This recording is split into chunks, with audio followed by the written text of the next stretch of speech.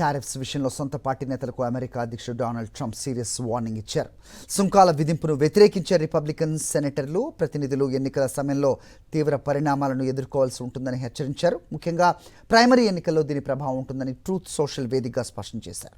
America అధ్యక్షుడు Donald Trump మరోసారి తనదైన శైలిలో విరుచుకుపడ్డారు. ముఖ్యంగా అంతర్జాతీయ వాణిజ్యంలో తాను విధిస్తున్న టారిఫ్స్ ను వ్యతిరేకిస్తున్న సొంత పార్టీ నేతలపై ఆయన అగ్ని ప్రేమలు కురిపిస్తున్నారు.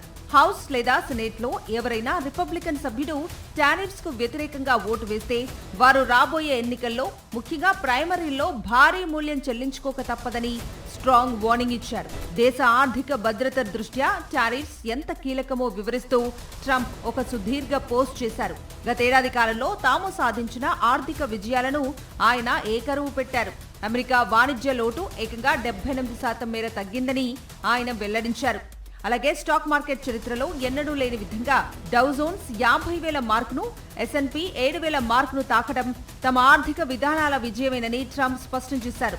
ఒకేడాది క్రితం వరకు ఈ అంకెలు అసాధ్యమని అందరూ భావించారని, కానీ ఇప్పుడు అవి సాకారమయ్యాయని ట్రంప్ గుర్తు చేశారు. కేవలం టారిఫ్స్ అనే పదం వింటేనే ఇతర దేశాలు అమెరికా కోరికలకు తలొగ్గుతున్నాయని, ఇది జాతీయ భద్రతకు కూడా ఎంతో మేలు చేస్తుందని ఆయన విశ్లేషించారు.